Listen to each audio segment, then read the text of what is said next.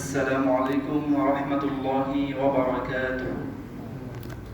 إن الحمد لله نحمده ونستعينه ونستغفره ونؤمن به ونتوكل عليه ونعوذ بالله من شرور أنفسنا ومن سيئات أعمالنا. من يهده الله فلا مضل له ومن يضلله فلا هادي له، ونشهد أن لا إله إلا الله وحده لا شريك له، ونشهد أن سيدنا وحبيبنا وطبيبنا وطبيب أرواحنا محمدا عبد الله ورسوله، أرسله بالحق بشيرا ونذيرا وداعيا إلى الله بإذنه وسراجا وقمرا منيرا. أما بعد فقد قال الله تعالى في كلامه المجيد والفرقانه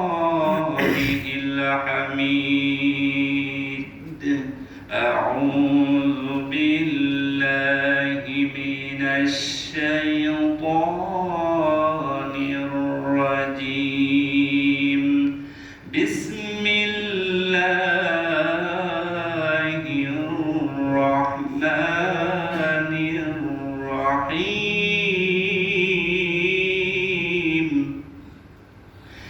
يا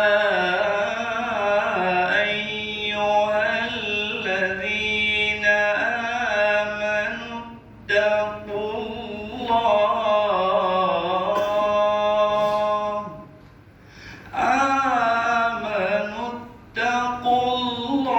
الله وقولوا قولا سديدا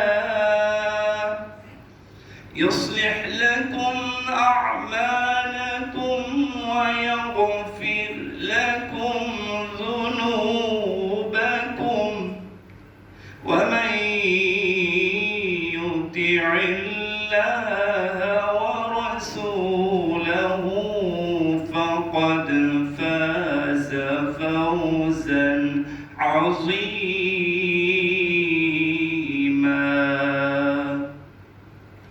إن الله وملائكته يصلون على النبي.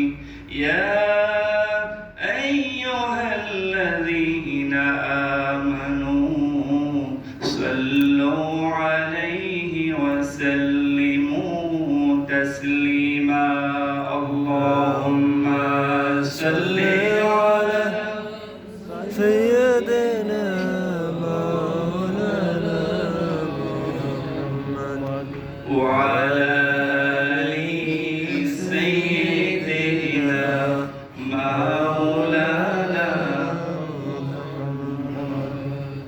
মাহে রমজান এলো বছর গড়ে, মুমিন মুসলমানের দারে দারে, পাপী তাপী আইরে ছোটে, খোদার রহম তোরা নেবে লোটে, পাহাড় সমান গুনার বোঝা দেবে রহিম সবই ক্ষমা। আল্লাহুম্মা সাল্লি আলা সাইয়্যিদিনা মাওলানা মুহাম্মদ ওয়া আলা আলি سيدنا মাওলানা محمد তাহাজ্জুদের যাই নামাজে মরণ দিও প্রভু আমায়, ইকামতে দ্বীনের কাজে কবুল করে নিও আমায়। আল্লাহুম্মা সাল্লি আলা سيدنا মাওলানা মুহাম্মদ ওয়া আলা আলি সাইয়্যিদিনা মাওলানা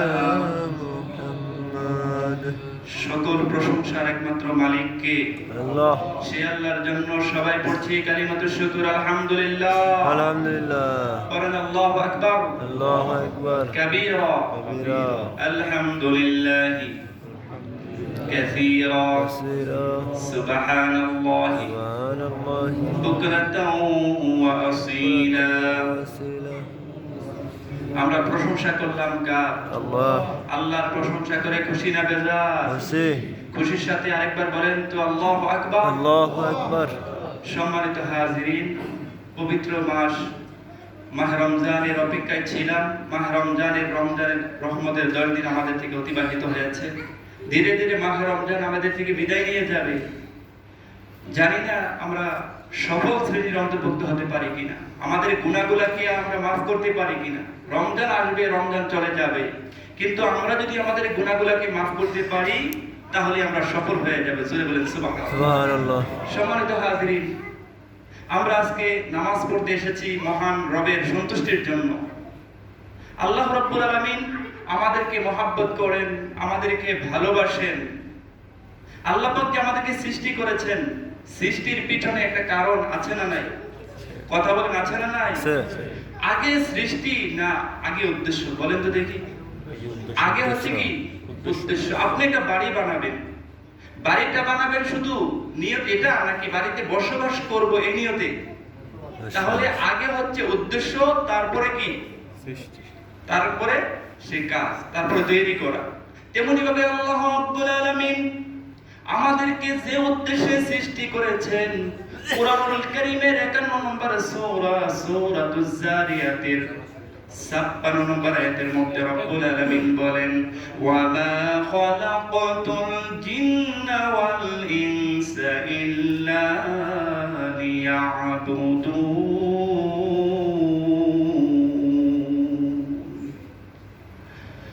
And Allah created not the jinns and man, human accepted the sole worship my alone. নিশ্চয় আমি মানুষ এবং জিন জাতিকে সৃষ্টি করেছি আমি আল্লাহর দাসত্ব করার জন্য, ইবাদত করার জন্য। চিৎকার করে বলেন সুবহানাল্লাহ। সুবহান।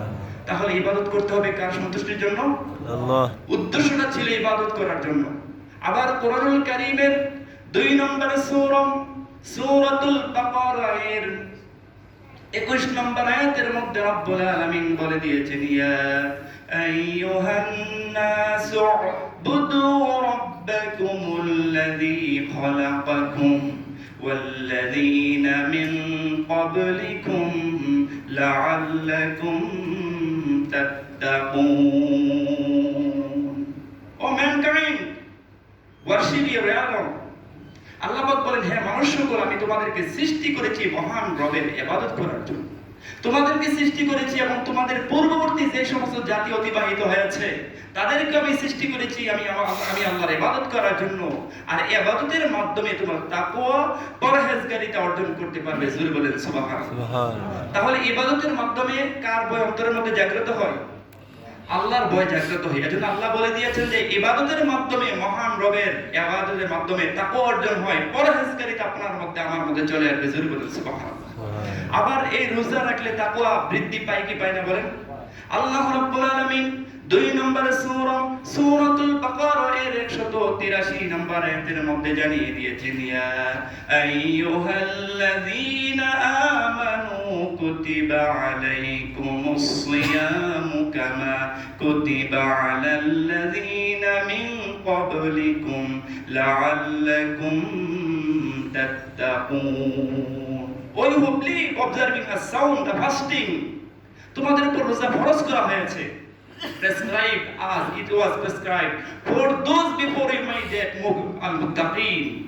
তোমাদের উপর রোজা ফরজ করা হয়েছে যেমনই ভাবে ফরজ করা হয়েছিল তোমাদের পূর্ববর্তী উম্মতগণের উপরে। আশা করা যায় তোমরা এই রোজার মাধ্যমে, সিয়াম সাধনার মাধ্যমে তোমরা তাকওয়া অর্জন করতে পারবে, আল্লাহ ভীতি অর্জন করতে পারবে। জোরে বলেন সুবহানাল্লাহ। এই যে আমরা রোজা রাখছি, রোজাটা রাখছি কার উদ্দেশ্যে বলেন তো দেখি? আল্লাহর উদ্দেশ্যে আমরা রোজা রাখছি, অন্য কারো কোন মানুষকে দেখানোর জন্য? কথা বলেন, কার উদ্দেশ্যে? আমরা নামাজ পড়ছি কার উদ্দেশ্যে? আল্লাহর সন্তুষ্টির জন্য। আমরা যদি কাউকে দান করি, কাউকে ভালোবাসি, সন্তুষ্ট হবে কার সন্তুষ্টির জন্য বলেন? আল্লাহ রাব্বুল আলামিন 6 নম্বর সূরা সূরাতুল আনআমের 162 নম্বর আয়াতের মধ্যে জানিয়ে দিয়েছেন, কুল ইন্না সলাতি ওয়া নুসুকি ওয়া মাহইয়ায়া ওয়া মামাতি লিল্লাহি রাব্বিল আলামিন। Say, O Muhammad sallallahu alaihi wasallam, my prayer, my living, my death are for Allah, the Lord of the world. হ্যাঁ নবী, আপনি বলুন, আমার মরণ, আমার নামাজ, আমার কোরবানি, আমার স্যাক্রিফাইস, আমার জীবন, আমার মরণ একমাত্র মহান রবের সন্তুষ্টির জন্য। জোরে বলেন সুবহানাল্লাহ। আপনি একজন ইমানদার, আপনি একজন আল্লাহওয়ালা, আপনি একজন পরহেজগার, আপনি একজন মুত্তাকি। আপনার প্রত্যেকটা কাজ হতে হবে কার সন্তুষ্টির জন্য? আল্লাহর সন্তুষ্টির জন্য যদি করতে পারেন, আল্লাহর মাকবুলিয়তের বান্দার মতো আপনি গণ্য হয়ে যাবেন। জোরে বলেন সুবহানাল্লাহ। আমাদের ইবাদতগুলো আল্লাহ পাক কবুল করুক, আমরা চাই কি চাই না? চাই।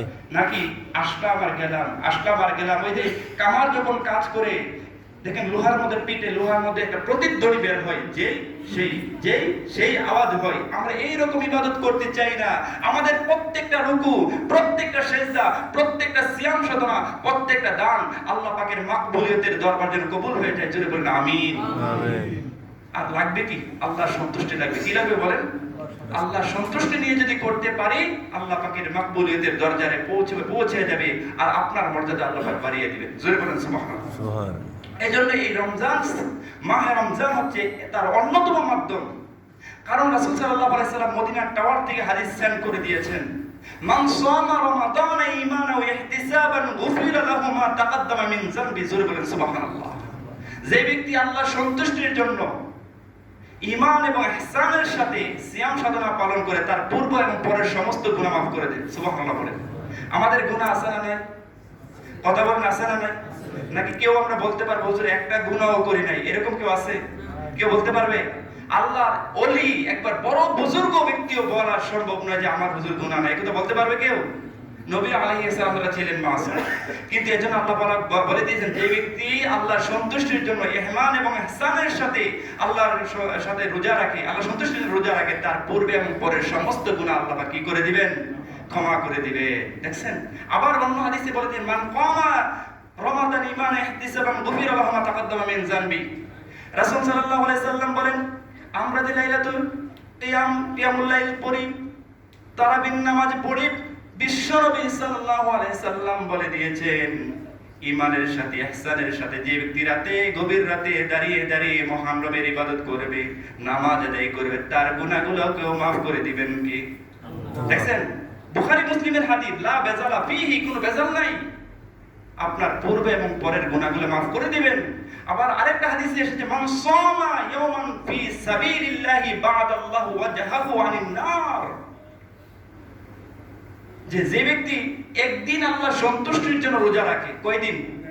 মাত্র একদিনের উপমাটা হাদিসের মধ্যে উল্লেখ করেছেন, বুখারী আর মুসলিমের মধ্যে এসেছেন, যদি কোনো ব্যক্তি একদিন আল্লাহর সন্তুষ্টির জন্য আল্লাহর পথে রোজা রাখে, জাহান্নাম থেকে ৭০,০০০ মাইল দূরে তার চেহারাটা থাকবে। জোরে বলুন আল্লাহু আকবার। তাহলে এইভাবে সন্তুষ্টি নিয়ে যদি কাজ করতে পারি, আমরা জান্নাতি হব না জাহান্নামী হব? এই হাদিস দ্বারা বোঝা যায় ৭০,০০০ বছরের রাস্তা যদি দূরে থাকে, আপনি কোথায় থাকবেন? জান্নাতের মধ্যে থাকবেন। সুবহানাল্লাহ বললেন না? দেখছেন, আল্লাহ পাক আমাদেরকে maaf করার জন্য কত যে ওয়ে তৈরি করে দিয়েছেন, কিন্তু আমরা maaf পেতে রাজি না, ক্ষমা চেতে রাজি না। চাওয়ার দরকার আছে না নাই বলেন? চাইতে হবে। ছোট বাচ্চা কান্নাকাটি না করলে মা দুধ দেয় না, তাহলে আমরা কি মহান রবের কাছে চাইতে পারবো না? কথা বলে চাওয়া যাবে না? এর জন্য আল্লাহ পাকের সন্তুষ্টির জন্য চাইতে হবে। আর আপনি যদি সঠিকভাবে রোজা রাখেন, আপনার রোজাদারের জন্য 5টা পুরস্কার রয়েছে। জোরে বলেন কয়টা? রোজা যখন আমরা রাখি, বিকেলবেলা মুখের মধ্যে একটা কিরকম একটা ভাব তৈরি হয় না? গন্ধ, মানুষের কথা বলতে গেলে একটা কিমন ভাব তৈরি হয়, আমাদের গন্ধটা তার কষ্ট পাই কিনা, এরকম একটা ভাব তৈরি হয় কিনা বলেন? কিন্তু আল্লাহর নবী বলেন, রোজাদারের মুখের গন্ধ মেশকে আম্বরের চাইতে মহান রবের কাছে প্রিয়। জোরে বলেন সুবহানাল্লাহ। মেশক আম্বরের চাইতেও মহান রবের কাছে প্রিয় হয়ে যায়। আল্লাহু আকবার। সমুদ্রের মাছ রোজাদারের জন্য ক্ষমা প্রার্থনা করে। দেখছেন? আপনাকে মাছ দেখছে, কিন্তু সমস্ত রোজাদারের জন্য সমুদ্রের মাছ পর্যন্ত আল্লাহ পাকের কাছে ক্ষমা প্রার্থনা করে থাকে। শুধু তাই নয়, বেহেশত রোজাদারের জন্য সাজানো হয়। আল্লাহ পাক বেহেশতকে বলেন, হ্যাঁ বেহেশত তোমার মধ্যে এমন একজন সম্মানীয় ব্যক্তি আগমন করবে, তার জন্য জান্নাত সাজাবো। সুবহানাল্লাহ বলে।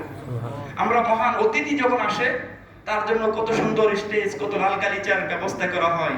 আপনিও যদি রোজাদার হন, আল্লাহ সন্তোষ নিয়ে রোজা রাখেন, কালকে আমাদের ময়দানে আপনার জন্য সেই লাল গালিচার ব্যবস্থা করা হবে। জোরে বলুন আল্লাহু আকবার। আর শয়তানগুলোকে কি করা হয়? শৃঙ্খলবদ্ধ করা হয়। আর শেষ রাতে রোজাদারের গুনাহগুলোকে ক্ষমা করে দেন কে? কথা বলেন, ক্ষমা করে দেন কে? এজন্য এখনো সুযোগ আছে, সেহরি খাওয়ার আগে অথবা পরে তাহাজ্জুদ নামাজ পড়ার অভ্যাস করা দরকার আছে না নাই বলেন? আমরা আশা করছি অনেকেই তাহাজ্জুদ নামাজ পড়ার চেষ্টা করছি কিনা বলেন? আমরা যে একটা প্রস্তুতির কথা আলোচনা করেছিলাম, সেখানে কিন্তু সেই বিষয়টা ছিল রমজানে সেহরি খাওয়ার আগে অথবা পরে কি করতে হবে? সালাতুত তাহাজ্জুদ 2 রাকাত পারেন, 4 রাকাত পারেন, যতটুকু পারেন আপনি পড়েন। আর মহান রবের কাছে কায়ুমুল বাক্যে সেজদায় পড়ে দুটো চোখের পানি ছেড়ে দিয়ে আল্লাহ পাকের কাছে দোয়া করেন। আল্লাহ রাব্বুল আলামিন সর্বশেষ আসমানে এসে তার বান্দাদের জন্য দোয়া করেন, আল্লাহ মিন মুস্তাগফিরিন ফাগফির লাহু, আলা মুস্তারজিকিন ফারযাকহু, আলা মুবতালান ফাওয়াফিহি, আলা কাযা হাত্তা ইয়াতলাআল ফাজর। জোরে বলেন আল্লাহু আকবার। আছো কি কোনো ক্ষমা প্রার্থনাকারী? আমি তার গুনাহ ক্ষমা করে দেব। আছো কি রিজিক অন্বেষণকারী? আমি তার রিজিকের ফয়সালা করে দেব। আছো কি কোনো অসুস্থ পীড়িত, অনেক দিন যাবত চিকিৎসা করে যাচ্ছ, সুস্থতার ফয়সালা হচ্ছে না, মহান রবের কাছে যখন কায়ুমুল বাক্যে সাহায্য প্রার্থনা করবেন, মহান রব আপনাকে সুস্থতার ফয়সালা করে দিবেন। জোরে বলেন সুবহানাল্লাহ। কেউ যেটা পারে না সেটা পারেন কে? আল্লাহ। কেউ যেটা দেয় না সেটা দেন কে? আল্লাহ।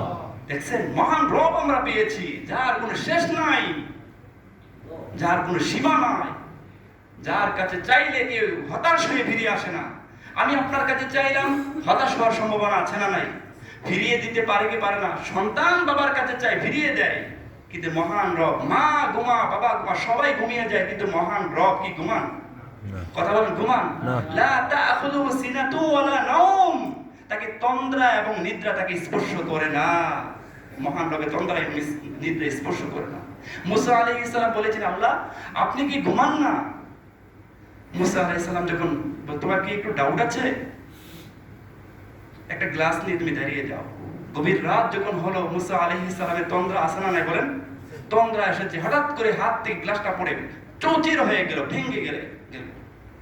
তখন মুসা আলাইহিস সালামকে আল্লাহ পাক বলেন, হে মুসা, আমি যদি ঘুমাই তাহলে পৃথিবীটা ভেঙে খান খান হয়ে যাবে, এজন্য আমি আল্লাহ ঘুমাই না। কারণ রাত যখন 2টা বাজে, আপনার মা কি করে? ঘুমায়। বাবা কি করে? ঘুমায়। আপনি যখন বিপদে পড়বেন, তখন আপনার বিপদের সময় ডাকে সাড়া দিবেন কে? আল্লাহ। দেখছেন, কেউ যেটা শুনেন না, শুনেন কে? আল্লাহ শুনেন। এজন্য মহান রবের কাছে কায়ুমুল বাক্যে সেজদায় পড়ে আপনি আল্লাহ পাকের কাছে দোয়া করেন। চাওয়া কি? আমরা মানুষের কাছে চাই, আগে মহান রবের কাছে শেয়ার করেন। মহান রব আপনার যা চাওয়া আছে, পাওয়া আছে, এগুলো কবুল করে নেবেন। সুবহানাল্লাহ। এজন্য আচ্ছা আপনারা বলেন, রোজা রাখাটা কি কঠিন, কষ্ট না সহজ? সহজ না? রোজা রাখাটা সহজ? কষ্ট হয় না? 11 মাস নিয়মিত আপনি খেতেন, 3 বেলা 4 বেলা, মন যা চায় তাই করতেন, কিন্তু এখন কি করতে পারেন? যখন আপনি হাঁটতেছিলেন, এখন বাধাগ্রস্ত হন, এটা একটা কষ্টের কারণ।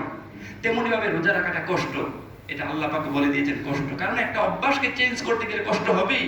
কষ্ট হচ্ছে কি রকম? আপনি যখন অসুস্থ হলেন, অসুস্থ হওয়ার পর ডাক্তার আপনাকে সাজেস্ট করেছে ইনজেকশন দিতে হবে। ইনজেকশন দেওয়াটা কষ্ট না? অনেকে নিতে চায় না, কান্না করে। কিন্তু এই যে সুই ফোড়ার যে কষ্টটা, কষ্ট ইনজেকশন দেওয়ার পর আপনি সুস্থ হলেন, তেমনি ভাবে আমরা 11টা মাস যে আমাদের শরীরের মধ্যে যে জৈব বিষ যুক্ত হয়েছে, আমরা অসুস্থ হয়েছি, আমাদের অন্তরটা দূষিত হয়ে গেছে। এই দূষিত অন্তরকে সুস্থ করার জন্য আল্লাহ পাক ডাক্তারের ইনজেকশন ফোড়ার কষ্টের মতো সেই কষ্ট দিয়ে আপনাকে সুস্থ করে দেন। জোরে বলুন সুবহানাল্লাহ। দেখছেন, ডাক্তারের সইব, ডাক্তার কিন্তু শত্রু না আমাদের বন্ধু। ইনজেকশন দিলে কি হবে? আমি সুস্থ হয়ে যাব। তেমনি ভাবে এই রমজানের 1 মাস আপনাকে অনেক নিয়ম কানুন মেনে চলতে হয়। হাসপাতালে 1 মাসের জন্য ভর্তি হয়েছেন, সেখানে আত্মীয় স্বজনের সাথে যোগাযোগ নাই, কত কষ্ট করতে হয়, খাবারের কষ্ট, ঘুমানোর কষ্ট, সব কষ্ট ত্যাগ তিতিক্ষার মাধ্যমে আল্লাহ পাক আপনার সিয়াম সাধনার মাধ্যমে আপনার অন্তরটাকে পরিশুদ্ধ করে দেন। সুবহানাল্লাহ। এজন্য বলা হয় যে লিকুল্লি শাইইন যাকাতুন, যাকাতুল জিসমি সাওম। প্রত্যেকটা জিনিসের যাকাত আছে, আর এই শরীরের যাকাত হচ্ছে কি? রোজা। সেই শরীরের যাকাত হচ্ছে কি? রোজা। আমরা সম্পদের যাকাত দেই না? সম্পদের যাকাত কি? লাখে কত দিতে? 2.5 টাকা যাকাত দিতে হয়। তখন আপনার সম্পদ কি হয়? পবিত্র হয়, বৃদ্ধি হয়। দেখছেন, যাকাত শব্দের অর্থ হচ্ছে বৃদ্ধি হওয়া আর কি? পবিত্র হওয়া। তেমনি আপনার শরীরের মধ্যে যে বিষাক্ত জীবাণু আছে এগুলোকে পরিশুদ্ধ করার জন্য আল্লাহ পাক কি দিয়েছেন? রোজা দিয়েছেন। আবার রোজার মধ্যে যে জটিলতা আছে, অনেক সময় মিথ্যা কথা বলে ফেলি, যেটা করার কথা না আমরা করে ফেলি, এটাকে পরিশুদ্ধি করার জন্য আল্লাহ পাক আরেকটা নিয়ম বাতলিয়ে দিয়েছেন, এটা হচ্ছে সাদাকাতুল ফিতরা। জোরে বলেন সুবহানাল্লাহ। দেখছেন ইসলামটা কত সুন্দর, নিখুঁত, নির্ভেজাল। আমাদের এগুলোকে পরিশুদ্ধ, ভুলগুলোকে মানলাম কাওলা জুর ওয়াল আমালু বিহি ফালাইসা লিল্লাহি হাজাতান ফি আইয়াদা তুআমাহু ওয়া শারাবা। যে ব্যক্তি অনর্থক কথা, কাজ, অশ্লীল কাজ এগুলা ছাড়তে পারলো না, আল্লাহর নবী বলেন তার উপবাস থাকা আমি নবীর কোনো প্রয়োজন নাই। এজন্য বেঁচে থাকতে হবে। আবার রোজা কিন্তু 3 প্রকার। যদি বলেন কয় প্রকার? 3 প্রকার। 1 নম্বর হলো খাস রোজা, আর একটা খাসুল খাস, আম রোজা, খাস রোজা, খাসুল খাস রোজা। আম রোজা হচ্ছে পাবলিক মার্কা রোজা, যেমন রোজাও রাখে, মিথ্যা কথাও বলে, প্রতারণা করে, ধোঁকাও দেয়, যা মন চায় তাই করে, এটাকে আম রোজা বলা হয়। খাস রোজা হচ্ছে আমার যতটুকু সাধ্য সবকিছু তো পালন করতে পারছি না, ইয়া রব সবকিছু পালন করতে পারছি না, চেষ্টা করছি, যতটুকু সম্ভব পালন করার চেষ্টা করছি, সেইভাবে অতিবাহিত করলেন, এটাকে বলা হয় খাস রোজা। আর খাসুল খাস রোজা হচ্ছে যে আল্লাহ পাক যেই সিস্টেমে বিশ্বনবী পালন করে দিয়েছিলেন, যে দিক নির্দেশনা প্রদান করেছিলেন, সেইভাবে পরিপূর্ণভাবে পালন করাকে বলা হয় খাসুল খাস রোজা। ক্লিয়ার না? এখন আপনি একটু আপনাকে প্রশ্ন করেন, আপনাকে প্রশ্ন করেন, আনা সাইমুন, আমি রোজাদার, আমার রোজাটা কোন স্তরের মধ্যে পড়েছে? আমি কি আম রোজার অন্তর্ভুক্ত হয়েছি, নাকি আমি খাস রোজার অন্তর্ভুক্ত হয়েছি, নাকি আমি খাসুল খাস রোজার অন্তর্ভুক্ত হয়েছি? মাই সাজেশন, আমার পরামর্শ হচ্ছে কমপক্ষে আপনি খাস রোজার অন্তর্ভুক্ত হওয়ার চেষ্টা করতে হবে। আম রোজা হওয়া যাবে না। আর আম রোজা যদি হন, মানলাম কাওলা জুর ওয়াল আমালু বিহি ফালাইসা লিল্লাহি হাজাতুন ফি আইয়াদা তুআমাহু ওয়া শারাবা। এরকম উপবাস থাকার বিশ্বনবী বলেন আমার কোনো প্রয়োজন না। এজন্য কমপক্ষে হলে খাস রোজার অন্তর্ভুক্ত যেন হতে পারি, মহান রবের কাছে সাহায্য চাইতে হবে আর চেষ্টা করতে হবে। আল্লাহ পাক কবুল করুন, জোরে বলুন আমিন। আপনি যে রোজা রাখছেন, এই যে একটু আগে বললাম সাদকাতুল ফিতরা, রোজার মধ্যে ভুল ত্রুটিগুলো যে আমাদের হয়েছে, জানা অজানা, ইচ্ছা অনিচ্ছা অনেকগুলো হয়েছে, সাদকাতুল ফিতরা দিতে হয়। সাদকাতুল ফিতরা কিন্তু ইসলামিক ফাউন্ডেশন থেকে একটা নির্ধারণ করা হয়েছে, এটা আমরা সবাই জানা আছে। বলেন ন্যূনতম কত করা হয়েছে? 110 টাকা করা হয়েছে, আর সর্বোচ্চ 2805 টাকা করা হয়েছে। এটার মধ্যে একটা স্তর আছে, এটা মাসআলা আছে, এটা আলোচনা আগামী সপ্তাহে ইনশাআল্লাহ করবেন। অর্থাৎ এটা আপনার অনুপাতে আপনি দেন।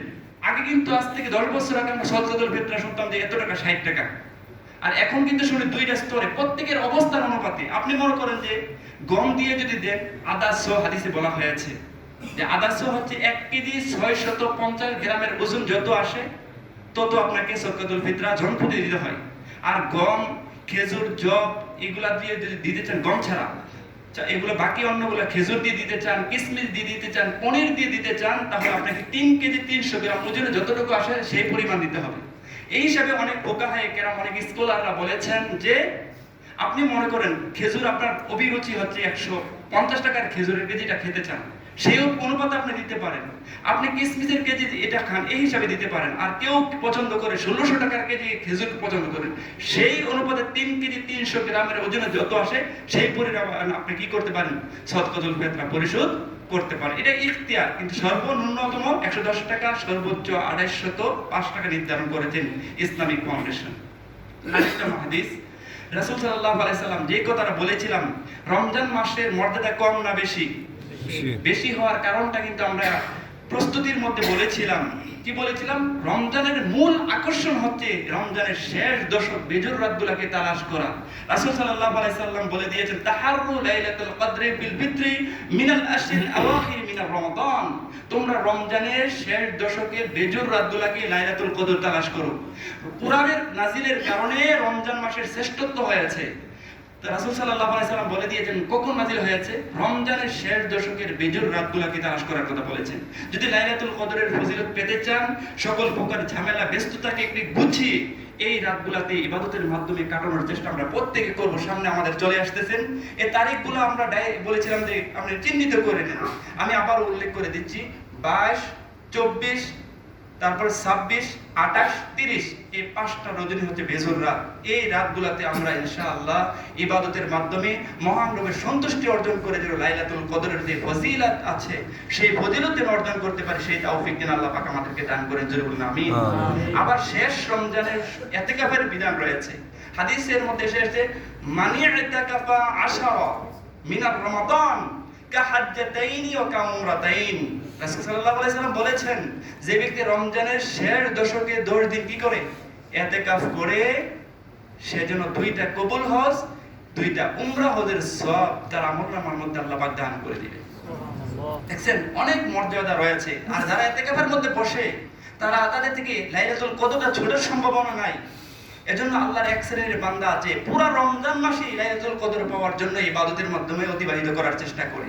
আবার অনেক আল্লাহর প্রিয় বান্দা আছে যে 10 দিন ইতিকাফের মধ্যে ইতিকাফ করে যাতে লাইলাতুল কদর আমার মধ্য থেকে না ছোটে।